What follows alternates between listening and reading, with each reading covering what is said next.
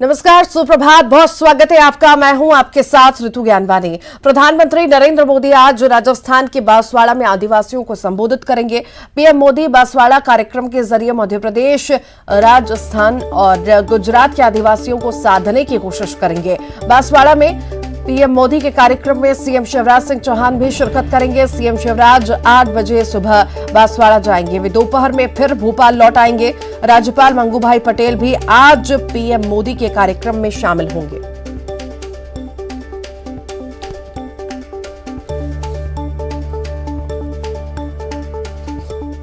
प्रधानमंत्री नरेंद्र मोदी का आज राजस्थान में कार्यक्रम है। ये बड़ी खबर, बड़ा अपडेट आपको दे रहे हैं। राजस्थान के बांसवाड़ा में पीएम मोदी का कार्यक्रम है और राजस्थान के बांसवाड़ा में आदिवासियों को संबोधित पीएम करेंगे। एमपी, राजस्थान, गुजरात के आदिवासियों को साधने की कोशिश है। सीएम शिवराज भी पीएम मोदी के कार्यक्रम में शामिल होंगे। राज्यपाल मंगूभाई पटेल भी बांसवाड़ा जाएंगे। मध्य प्रदेश आज अपना 67वां स्थापना दिवस मना रहा है। स्थापना दिवस से पहले मध्य प्रदेश में सभी सरकारी भवनों को शानदार तरीके से सजाया गया। सतपुड़ा और विधानचल भवन समेत सरकारी भवनों पर रंग बिरंगी लाइटिंग की गई है। राजधानी के सरकारी बंगलों को दुल्हन की तरह सजाया गया। आज स्थापना दिवस के मौके पर लाल परेड ग्राउंड में रंगारंग कार्यक्रम का आयोजन किया गया है और इसके साथ ही पूरे प्रदेश में कार्यक्रम का आयोजन किया गया है। मुख्यमंत्री शिवराज सिंह चौहान कार्यक्रम में शिरकत करेंगे। दुल्हन की तरह राजधानी सजकर तैयार है। मध्य प्रदेश का 67वां स्थापना दिवस आज मनाया जा रहा है। स्थापना दिवस पर सरकारी भवनों को सजाया गया है। दुल्हन की तरह राजधानी सजकर तैयार है। लाल परेड ग्राउंड में रंगारंग कार्यक्रम रखे गए हैं और सीएम शिवराज कार्यक्रम में शिरकत करेंगे। ये बड़ी खबर, बड़ी तस्वीरें आपको दिखा रहे हैं। प्रदेश भर में कार्यक्रमों का आयोजन किया जाएगा। और ज्यादा जानकारी के लिए शैलेंद्र भदौरिया हमारे साथ जुड़ गए। शैलेंद्र, मध्य प्रदेश का 67वां स्थापना दिवस आज है और दुल्हन की तरह राजधानी सजकर तैयार है। कितने रंगारंग, कैसे रंगारंग कार्यक्रम होंगे, तैयारियां कितनी, जानकारी? देखिए, बिल्कुल ऋतु, 2 साल जिस तरीके से कोविड काल के रहे और ऐसे में मध्य प्रदेश का स्थापना दिवस आयोजित नहीं हो पाया था, लेकिन अब कोविड के बाद जो है इस बार धूमधाम से मध्य प्रदेश का स्थापना दिवस मनाने की तैयारियां पूरी कर ली गई और यही कारण है कि लाल परेड ग्राउंड पर एक बड़ा मंच तैयार किया गया और उसके साथ ही जितने भी सरकारी भवन हैं उन पर रोशनी की गई है। और कल जिस तरीके से देर शाम जब रोशनी एक साथ शुरू हुई तो वो देखते ही बन रही थी। और इस बार जो है मध्य प्रदेश का स्थापना दिवस का कार्यक्रम है वो 7 दिन तक लगातार चलने वाला है। मध्य प्रदेश से जुड़ी चाहे वह आदिवासी संस्कृति हो या दूसरी जो संस्कृतियां, ऐतिहासिक धरोहर है, उस सब पर कार्यक्रम आयोजित किए जाएंगे ताकि मध्य प्रदेश की जो खासियत है उससे पूरे देश को रूबरू कराया जा सके। और इसके साथ ही एक बात और खास बात इस बार ये है कि इस बार महाकाल लोक का जो उद्घाटन अब से कुछ दिन पहले ही किया गया और यही कारण है कि और उसको अधिक प्रोत्साहित करने के लिए इस बार जो है जो मुख्य कार्यक्रम जहां होना है उसके जो मंच है उसका भी सेटअप जो है महाकाल लोक की तरह किया गया। और आज की जो प्रस्तुतियां होंगी वो शिव के आधार और शिव के जो उनकी कला है उसके आधार पर होगी। चाहे शंकर एहसान लॉय के बैंड की बात करूं, वो भी शिव स्तुतियों की प्रस्तुति देंगे। इसके अलावा जो एक नाट्य प्रस्तुति भी होनी है वो भी शिव महिमा को लेकर होनी है। तो इस बार जो है वो शिव की थीम पर पूरे मध्य प्रदेश में जो का आयोजन किए जाने हैं। तो आयोजन की लगभग तैयारियां पूरी है। शाम को ये कार्यक्रम आयोजित आज से कर दिए जाएंगे और इसके पहले भी हमने देखा, चाहे पुलिस बैंड के माध्यम से हो या दूसरे अन्य गतिविधियों के माध्यम से, पहले भी मध्य प्रदेश में इस तरह के कार्यक्रम होते रहे ताकि मध्य प्रदेश के लोग अधिक से अधिक लोग इससे जुड़े और ये जाने कि मध्य प्रदेश आखिर किस तरीके से बना और क्या क्या उसकी खासियत है। तो तैयारियां पूरी है। अब इंतजार है शाम होने का। जब शाम होगी तो मध्य प्रदेश के मुख्यमंत्री शिवराज सिंह चौहान और प्रदेश के महामहिम राज्यपाल मंगूभाई पटेल उस कार्यक्रम में शिरकत करेंगे। इसके अलावा मध्य प्रदेश सरकार के तमाम मंत्री भी उसमें शामिल होंगे। जी ठीक शैलेंद्र, आप लगातार बने रहिए, फिर आपके पास लौटूंगी दूसरी खबर पर। बहुत बहुत शुक्रिया। एक और बड़ी खबर, भोपाल से प्राथमिक शिक्षक भर्ती के लिए गाइडलाइन जारी हो चुकी है। स्कूल शिक्षा विभाग ने 20 जिलों में भर्ती करने का फैसला लिया है। 17 नवंबर से शुरू होगी काउंसलिंग, फरवरी तक नियुक्तियां की जाएंगी। स्कूल शिक्षा विभाग और जनजातीय कार्य की संयुक्त ऑनलाइन काउंसलिंग होगी। 7,427 पदों पर भर्ती होगी।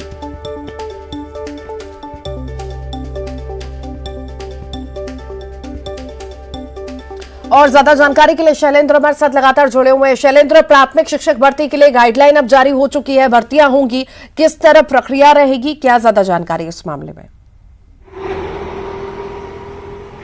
देखिए, बिल्कुल जिस तरीके से मध्य प्रदेश के मुख्यमंत्री शिवराज सिंह चौहान ने पिछले ही दिनों ये कहा था कि मध्य प्रदेश के युवाओं को पर्याप्त रोजगार देने का काम सरकार करेगी, यानी उन्होंने साफ तौर पर कहा है कि हर साल 1 लाख रोजगार देने का काम प्रदेश सरकार करेगी, वो सरकारी के तौर पर हो या फिर दूसरे व्यवसाय के तौर पर। यही कारण है कि उन्होंने ये कह दिया था कि मध्य प्रदेश में स्कूल शिक्षा विभाग और पुलिस विभाग में भर्तियां होनी, और अब उसको लेकर पूरी जो गाइडलाइन है वो जारी कर दी गई है। अब आपको बता दें कि 17 नवंबर से पूरी काउंसलिंग शुरू होगी और उसके बाद 20 जिलों में ये भर्तियां टोटल होनी और 17 फरवरी तक, यानी गाइडलाइन तक तय कर दी गई है कि 17 फरवरी तक नियुक्तियां दे दी जाएंगी। तो ये बताता है कि सरकार किस तरीके से रोजगार देने को लेकर संजीदा है, क्योंकि पिछली बार जब शिक्षकों की भर्तियां हुई और वो भर्तियां लंबे समय तक टलती रही और टलते टलते कई परिस्थितियां ऐसी बन गई कि जिन लोगों ने परीक्षा पास तो कर ली थी, लेकिन जब उनकी नियुक्ति का वक्त आया था तब तक वो ओवरेज हो चुके थे, यानी उनको अपनी नौकरी से हाथ धोना पड़ा था। और ऐसे में कई प्रदर्शन जो है मध्य प्रदेश सरकार के खिलाफ हुए। हालांकि उसको लेकर तमाम जो है राजनीति भी हुई थी कि कमलनाथ सरकार ने उनको नियुक्तियां नहीं दी, बाद में शिवराज सरकार आ गई तो उन्होंने नियुक्तियां देने का काम किया। इस तरह के तमाम आरोप प्रत्यारोप लगे, तो यही कारण है कि इस बार जो है वो गाइडलाइन बाकायदा तय की गई है कि नवंबर से ये भर्तियां शुरू होगी और 17 फरवरी तक नियुक्ति पत्र जो है वो दे दिए जाएंगे। यानी ये गाइडलाइन तय कर दी गई है ताकि किसी भी अभ्यर्थी को परेशान ना होना पड़े, इस बात का कहने का मौका ना मिले कि भर्तियां काफी लेट हुई जिस वजह से उनकी आयु सीमा जो है वो निकल गई। तो ये पूरी गाइडलाइन जो तय कर दी गई। हालांकि अभी ये भर्तियां जो है वो 20 जिलों में होगी और उम्मीद है कि आने वाले समय में प्रदेश सरकार ने जिस तरीके से प्रदेश के युवाओं से वादा किया है कि आने वाले समय में और भी भर्तियां रहेंगी, तो ऐसे में बाकी जो जिले हैं उनमें भी नई शिक्षक भर्तियां भी निकल सकती है, क्योंकि मध्य प्रदेश के जो स्कूल शिक्षा विभाग है उसमें प्राथमिक स्तर पर शिक्षकों की लगातार कमी देखने को मिलती है। जी ठीक, बहुत शुक्रिया जानकारी को साझा करने के लिए। चलिए आगे बढ़ेंगे और अब बात करेंगे बुरहानपुर की, जहां नेपारगर वन परिक्षेत्र के सिविल गांव में सर्च वारंट लेकर पहुंचे वन विभाग के अमले को आदिवासियों के भारी विरोध का सामना करना पड़ा। दरअसल वन विभाग को सूचना मिली थी कि गांव में एक शख्स के घर बड़ी संख्या में लकड़ी रखी है, जिसे हटाने के लिए वन विभाग का अमला बुलडोजर लेकर पहुंचा, लेकिन बुलडोजर देख ग्रामीण इससे अतिक्रमण हटाओ अभियान समझ बैठे और फिर कुछ महिलाओं ने पत्थरबाजी भी की। इस पर वन विभाग का अमला उल्टे पांव वापस लौट गया। वन विभाग की शिकायत पर नेपारगर पुलिस ने आरोपियों के खिलाफ मामला दर्ज किया। वन विभाग के पास में क्योंकि बड़ी मात्रा में लकड़ियों की जानकारी उनके पास में थी, तो वो लोग जेसीबी और बाकी ट्रॉली वगैरह भी लेके गए थे, तो कहीं ना कहीं कुछ मिसअंडरस्टैंडिंग हुई और उसकी वजह से जो है वो लोगों के द्वारा वहाँ से पत्थरबाजी करना शुरू कर दिया गया और आगे इस तरीके से घटनाक्रम होता गया। राजधानी भोपाल में एक बार फिर बदमाशों की गुंडागर्दी का वीडियो सामने आया। ये गुंडे एक युवक को सरेआम बेरहमी से पीट रहे हैं। बताया जा रहा है कि पुरानी रंजिश के चलते युवक को पीटा जा रहा है। वीडियो भोपाल के कोलार इलाके का है। मारपीट का वीडियो सोशल मीडिया पर तेजी से वायरल हो रहा है। हालांकि न्यूज 18 इस वीडियो की पुष्टि नहीं करता।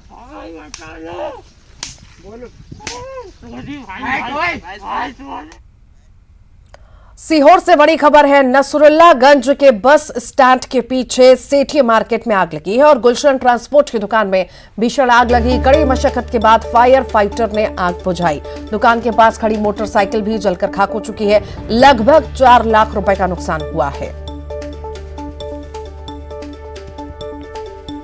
ये तस्वीरें आपके सामने हैं। भीषण आग की ये तस्वीरें हैं जहां पर दुकान में आग लगी, पास पर मोटरसाइकिल रखी हुई थी और मोटरसाइकिल भी जलकर खाक हुई है। बस स्टैंड के पीछे सेठी मार्केट में आग लगी। गुलशन ट्रांसपोर्ट की दुकान में आग लगी है और पास में बाइक खड़ी हुई थी, बाइक में भी आग लगी, बाइक भी जलकर खाक हुई। 4 लाख रुपए का नुकसान बताया जा रहा है। फिलहाल आग पर काबू पा लिया गया।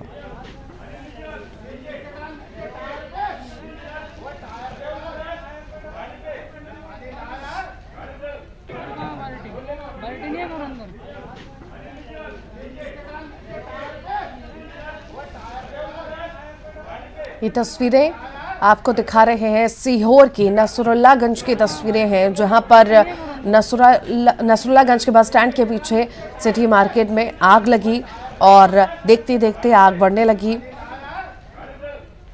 और कई सारे नुकसान की खबर है। बाहर गाड़ी खड़ी हुई थी, गाड़ी में भी आग लगी, जो गाड़ी जलकर खाक हो चुकी है। समय पर फायर ब्रिगेड की टीम पहुंची, और आग पर काबू पाया। ये तस्वीरें आपको दिखा रहे हैं।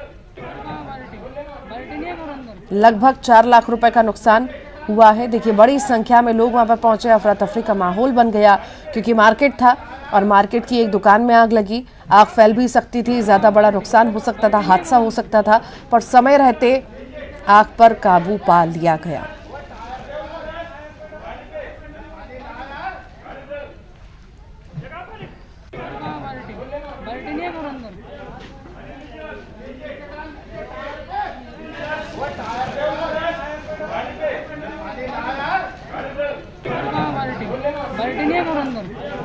सीहोर की ये तस्वीरें हैं। नसरुल्लागंज के बस स्टैंड के पीछे सेठी मार्केट में आग लगी। गुलशन ट्रांसपोर्ट की दुकान में ये भीषण आग की तस्वीरें हैं। कड़ी मशक्कत के बाद फायर फाइटर ने आग पर काबू पाया।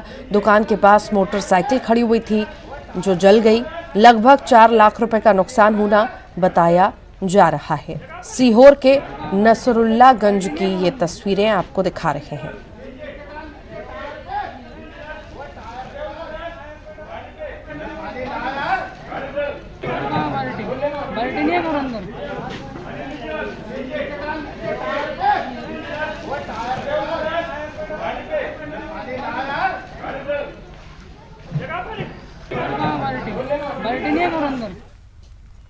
अशोकनगर जिले के मुंगावली में एक पिता अपने परिवार के साथ थाने के चक्कर लगाने को मजबूर है। दरअसल इस शख्स की नाबालिग बेटी कई दिनों से लापता है, लेकिन पुलिस में सुनवाई नहीं हो रही। थक हार कर ये परिवार पुलिस अधीक्षक के पास पहुंचा, अपनी बेटी को ढूंढ कर लाने की गुहार लगाई। लापता बेटी के पिता का कहना है कि उसने अपहरण करने वालों के नाम भी बताए हैं, लेकिन पुलिस कार्रवाई नहीं कर रही। बहरहाल एसपी ने लापरवाही के आरोपों से इनकार किया। बच्ची जो है 15 तारीख को स्कूल पढ़ने गई थी, वो वापस नहीं आई। मैंने पता किया, 2 रोज बाद जो है पता चला मेरे को, तो मैंने जो है गुमशुदा की रिपोर्ट डाल दी। इसके बाद में अपराधियों का पता चला, उनके नाम बताए, तो आज तक ना कोई पकड़ा दखड़ी कर रहा है, ना कोई जो है अपराधी गाँव छोड़ के। ऐसा कोई बात सामने नहीं आई कि मंत्री जी कोई दबाव डाले हैं या कुछ इस प्रकार की बात नहीं बताई। हमारे पास अभी आए थे बढ़िया, तो मैंने उसको आश्वासन दिया है। और वहाँ के अभी टीआई, चूँकि नया टीआई पहुँचा है आज ही, मोहम्मद दिया है, टीआई को मैंने तत्काल इंस्ट्रक्ट किया है, एसडीपी को बताया है कि उसमें से गंभीरता से लें, उसकी सीडीआर लाइसेंस वगैरह जो भी होता है अपने साइबर सेल की मदद लें। खंडवा से बड़ी खबर है। खेत में 4 साल की मासूम मिली है। झाड़ियों से बच्ची बरामद हुई है। नाजुक हालत में भर्ती कराया गया। मामले में एक आरोपी गिरफ्तार है। एसपी ने बच्ची की हालत का जायजा लिया। खंडवा के जसवाड़ी का ये मामला आपको बता रहे हैं।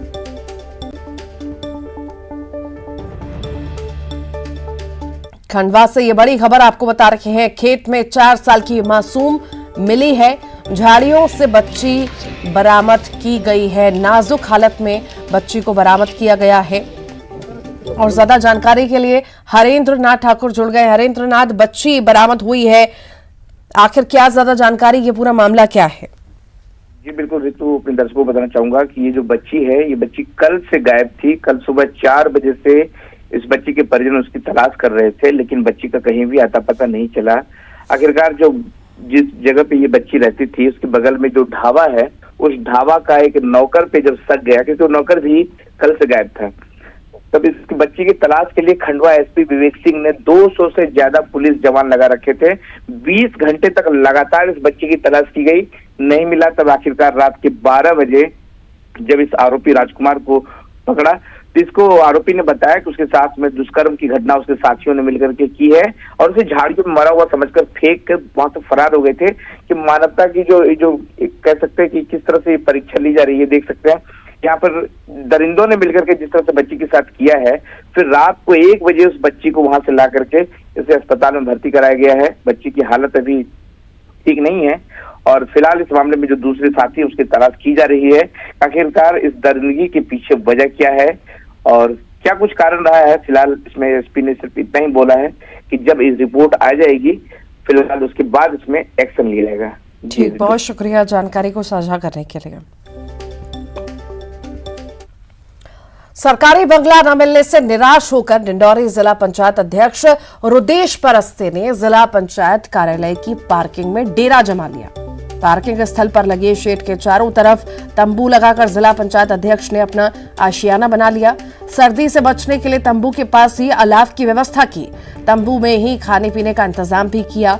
दरअसल जिला पंचायत अध्यक्ष के लिए सिविल लाइन स्थित ई टाइप सरकारी बंगला आवंटित है, जहां फिलहाल पूर्व जिला पंचायत अध्यक्ष ज्योति प्रकाश ध्रुवे अपने पति बीजेपी के कद्दावर नेता ओम प्रकाश ध्रुवे के साथ रह रही हैं। मेरे को जिला पंचायत अध्यक्ष पद पर निर्वाचित हुए 3 महीने हो गए।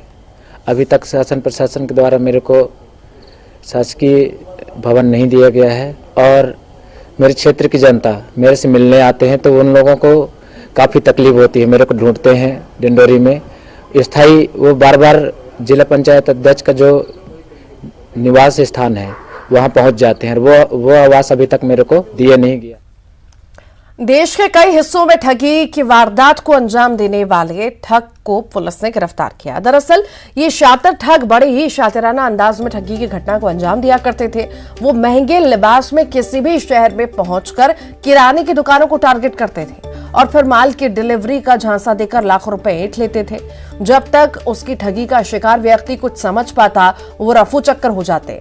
ऐसा ही उसने सीहोर के एक व्यापारी के साथ किया, जिसके बाद पीड़ित ने शिकायत दर्ज कराई। मामले में कार्रवाई करते हुए पुलिस रायपुर पहुंची। आखिरकार बिलासपुर में उसे पकड़ा गया। जब पुलिस ने इसकी हिस्ट्री टटोली तो मालूम हुआ कि उसने मध्य प्रदेश, छत्तीसगढ़, महाराष्ट्र, राजस्थान और उत्तर प्रदेश में दर्जनों ठगी की वारदात को अंजाम देकर इसी के पैसों से ऐश का जीवन जी रहा था। अब खबर टीकमगढ़ से है, जहां एक बड़ा हादसा टल गया। शहर के ऐतिहासिक वृंदावन तालाब का एक हिस्सा क्षतिग्रस्त हुआ, लेकिन गनीमत रही कि कोई जनहानि नहीं हुई। दरअसल 3 साल पहले भी इसी तालाब का बधान का कुछ हिस्सा टूट गया था, जिसके बाद प्रशासन ने मरम्मत के नाम पर इस टूटे पर रेत की बोरियां लगा दी। इसकी मरम्मत के लिए टीकमगढ़ विधायक ने कलेक्टर को पत्र भी लिखा था। इसके बावजूद काम शुरू नहीं हुआ। अब दोबारा से दूसरी तरफ का हिस्सा टूटकर तालाब में गिर गया है।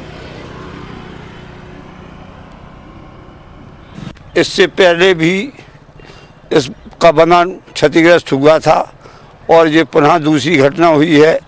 और यदि ये घटना बड़ा रूप लेती है तो तालाब के नीचे निवासरत कई कॉलोनियों को भारी संकट हो सकता है, जनहानि हो सकती है। इसमें नकली रॉ मटेरियल लगा है और आप देख रहे हैं कि ये दूसरी घटना अपने टीकमगढ़ ज़िले में महिला पार्क के उपवन के पास ये देखने को मिली। और आप देखें यहाँ पे कितनी कब्जा किए हुए हैं तालाब में, निकासी नहीं है। अगर निकासी नहीं होगी पानी की तो आज तो ये घटना ये हुई है, कल के दिन और भी टूट सकता है और बहुत लोगों को जनहानि होगी। सीहोर के बस स्टैंड क्षेत्र में फाइनेंस के विवाद में एक रिकवरी एजेंट की मौत हो गई। दरअसल महाडिया निवासी युवक ने एक प्राइवेट फाइनेंस कंपनी से 2 पहिया वाहन का फाइनेंस करवाया। इसकी किस्त ड्यू होने पर कंपनी ने उन्हें किस्त जमा करने के लिए बुलाया। वहां पहुंचने पर युवक और कंपनी के रिकवरी एजेंट की बहस होने लगी, जिससे गुस्सा युवक के बेटे ने जेब से चाकू निकालकर रिकवरी एजेंट पर हमला बोल दिया। वहां मौजूद लोगों ने चाकू के हमले से एजेंट को किसी तरह बचा लिया, लेकिन उसके बाद हाथापाई में रिकवरी एजेंट घायल हुआ। जिला अस्पताल में इलाज के दौरान उसकी मौत हो गई। फिलहाल पुलिस ने आरोपी पिता पुत्र को गिरफ्तार कर लिया है।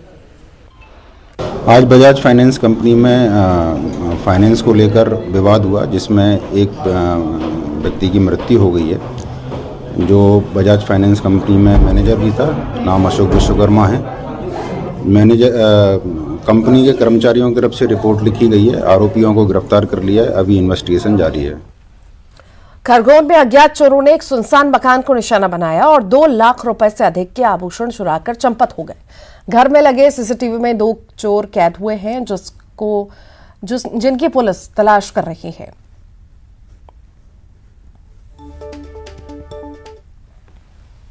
भोपाल से बड़ी खबर है। एमपी के कर्मचारियों को आज बड़ा तोहफा मिल सकता है। स्थापना दिवस पर बड़ी घोषणा हो सकती है।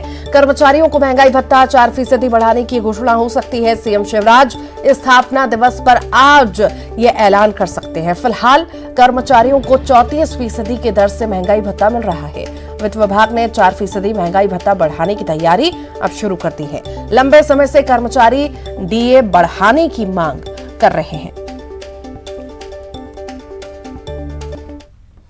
भोपाल से एक और बड़ी खबर। राजधानी में डेंगू का कहर लगातार जारी है। 10 महीने में 363 मरीज अकेले अक्टूबर में मिले हैं। 183 मरीज 2021 में, 582 मरीज आए थे सामने। डेंगू के सर्वे में मलेरिया विभाग जुटा हुआ है।